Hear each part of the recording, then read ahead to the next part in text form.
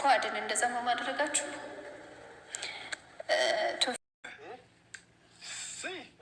ሰርጋችሁን አፋጥኑልኝ ብቻ እንደው ደስታ በደስታ በሆነን እንግዲህ ከፈጣሪ መስከረም ፈቅዳለን። ያ ሰላቢ ጫፏ ላይ እንዲች እንትን ላይ እንዳይደርስ እንጂ እንዴት ማየ ገና ነኝ። ሶፊያ እንግዲህ የሮዛ መደብደብ የሮዛ መቀጥቀጥ ምንም አልመሰላትም። ፉአድን እግር በማጠብ ነው እንግዲህ አቀባበል ያደረገችለት። አሰላሙ አለይኩም ወራህመቱላሂ ወበረካቱ። እንደውም የሌላ እምነት ተከታይ ሰላም እንዴት ናችሁ? እኔ እውነቱን ለመናገር በጣም ነው የታዘብኳት። ቢያንስ ጓደኛዋ ናት ሮዛ፣ የአንድ ሀገር ልጆች ናቸው። ሶፊያም ወሎ ናት፣ ሮዛም የወሎ ልጅ ናት። ቢያንስ እንኳን ያ ነገር ያ ፉአድ እንደዛ ሲቀጠቅጣት እንደዛ ሲያደርጋት ምንም ቢሆን እዛ መጋዚን ውስጥ ወስዶ አፏን ድረስ እንዳትጮህ ድምጿ እንዳይወጣ አፍኗት አሳስሯት መቼም ሚዲያ ላይ ተለቋል። መቼም እናት ፕራንኩንም እውነቱንም እውነት ነው የምትለው። እንደው አጋጣሚ አሁን ላይ ሁሉም ሰው ተሻሽሏል። የሆነ ቤት እንኳን ስልክ ባይኖር ወላሂ ነው የምላቸው የጎረቤት ልጅ ሂዶ ይሄ ልጅሽን ብሎ የሚያሳያለ። እንደው የሶፊያን ቁጥር አጠያይቀው እንደ ሶፊያ ልጅ ሳ ብላ የሮዛ እናት ብደውልልሽስ?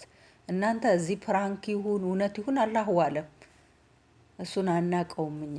ግን እናት ደውላ ልጅ ሳ ብትልሽ የኔ ወጠጤ ቀጥቅጧታል ትያለሽ? የኔ ወጠጤ ቀጥቅጧት የላይኛው ወጠጤ ደግሞ ሐኪም ቤት ወሰደ ነው የምትዩ? ምንድን ነው የምትዩ? ሁለቱም ወጠጤዎች አንቺ ናቸው፣ በአንቺ ነው የሚጣሉት። ሱብሃነላህ።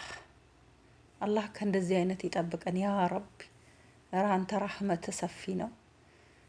እኔ እኮ የሙስሊም ልጆች ናችሁ። ቢያንስ እንኳን መጀመሪያ ቶፊቅ ጋር ያሳለፍሽው ህይወት እንኳን አያስምልሽም ሶፊያ? እንደዛ አብራችሁ ዝሙት ላይ ስትጨመላለቁ እንደዛ ዝሙት በዝሙት ሆናችሁ ሰው ሁሉ ስትለያዩ ነው እናንተ ዝሙት ላይ እንዳላችሁ ያወቀው ማለት ነው። አንቺ በዚህ ጋር ኒካ ታስር ያለው አለሽ፣ እሱ ደግሞ ኒካ አልታሰርንም በዝሙት ነው የቆየ ነው አለ። አሁን ደግሞ ያ እንኳን አላስተማረሽም። ይሳቅ ነው ማን ጋር ደግሞ ጀመርሽ? ባለፈው ማለት ነው። ከዛ በኋላ ያ ጋር ደግሞ እንዴት እንደሆነ ተለያየሽ። ደግሞ እንደገና ደግሞ ይሄኛው ጋር ደግሞ ፉአድ ጋር ደግሞ ጀመርሽ። ይሄ እኮ የሙስሊም ስለ ምግባር አይደለም። ሱብሃንአላህ። እኛ እኮ ማግባት ከፈለግን እኮ በሸሪያ መንገድ ማግባት እንችላለን እኮ። እውነት የሐራም ነገር ይጣፍጣል እኮ፣ የሌብነት ነገር ይጣፍጣል፣ የሰው ገንዘብ ይጣፍጣል። ለዚህ እኮ ነው ሰው በሐራም ነገር በዝሙት ነገር የሚጨመላለቀው። ጠይብ አንዳንድ ጊዜ እንግዲህ ቅርታ ቃሉን ስጠቀሙና ባርሌዲ ሴቶች ሆቴል ላይ ቁመው ስጋቸውን ሽጠው የሚተዳደሩ ሰዎች በጣም ነው እንትን ላይ ድራማ ላይ ነው እንግዲህ እኔ ብዙውን ጊዜ እንደዚህ ያን ነገር የማየውና ሰው ሲያገላት ሰው ሲጠየፋት ሴት አዳሪነት የምትሰራዋን እንዴት አገባክ ልጄ ወንድሜ ታሳፍራለች። የሰው ቤት ብዙ ነገር ስታዩ ማለት ነው። ድራማ ላይ የሚቋሸሸው ምንድን ነው?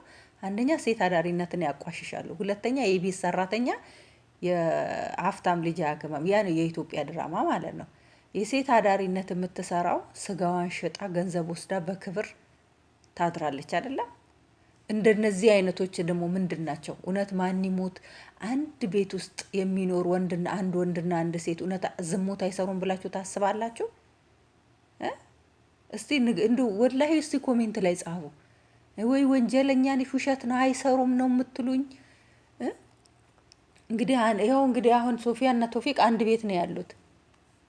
ባለፈውም ቶፊቅ ከዛች ከሮዛ ጋርም አንድ ቤት ነው ያሉት። እንትንም አልጋ ይዘው ደሴም ሂደው ቤተሰብ ጋር ሽማግሌ ለመላክ እዛ ሊመካከሩ አንድ ቤት። እንግዲህ ይሄ ምንድን ነው የምትሏቸው? የትኛው ነው ክብር? ያም ሐራም ነው፣ ይሄም ሐራም ነው። ወደዳችሁም ጠላችሁም ማለት ነው። ይሄ ሙስሊም ስለ ምግባር አይደለም። እኛ እኮ አጀላችን ሲመጣ ልክ እንደ ደሞዝ ወር አይጠብቅም ወይ ሲመጣ በር ላይ ቁሞ አንኳኳም። መጥቶ አናታችሁ ላይ ነው የሚወጣው። እንዴት እንደምንሞት አናቅም። እንዴት ይችን ዱንያ ትተናት እንደምንሄዳ እንደዚህ የምንለፋለት፣ እንደዚህ የምንደክምለት፣ እንደዚህ የምንሰደብለት፣ እንደዚህ የምንሰቃይለት ሁሉ ትተነው እንሄድና ያችን 3 ሜትር አቡጀዲ በገንዘባችን ገዝተን እንኳን አይደለም የምንለብሰው፣ ሰው ነው ገዝቶ የሚያለብሰን። ሱብሃንአላህ። በእንደዚህ አይነት የወረደ አላህ። አንዳንድ ጊዜ ዩቱበሮች አይታችሁ እንደሆነ በህይወታቸው ውስጥ አንዷ ከአንዱ ጋር ትለጠፋለች፣ አንዷ ከአንዱ ጋር ትለጠፋለች። ባለ ትዳር የሆናችሁ ሰዎችን የሆነ ጫካ ውስጥ የሆነ መዝናኛ ቦታ ላይ ከሌላ ሴት ጋር ታዩታላችሁ። ወይ ተብሎ ሂዶ ለሚስት ይነገራል፣ ወይ ለባል ይነገራል። ከዛ በኋላ አንቺ እንደምታስቢው አይደለም እኮ የኔ ፍቅር፣ አንተ እንደምታስበው እኮ አይደለም ቤብ። በቃ እስቲ ከሌላ ሴት ጋር እየተላላጥክ ከሌላ ሴት ጋር እየተሳሳምክ ቤርጎስ ተይዘክ አንቺ እንደምታስቢው አይደለም እኮ ፍቅሬ፣ ሆዴ፣ የኔ ማር፣ አንተ እንደምታስበው አይደለም እኮ ባባ ቤብ። እንዴት ነው የሚያስብልሽ ባከሽ? እንዴት ሊረዳሽ ይችላል? ቤርጉስ ተይዘሽ አብረሽ እየተሻሻሽ ምን ብሎ እንዲረዳሽ ምን ብሎ እንዲረዳሽ ትፈልጋለሽ? በቃ ይሄ ነው እንግዲህ የኢትዮጵያ ዝቅጥነት ማለት ነው። ገና እኛ ጥሬዎች ነን።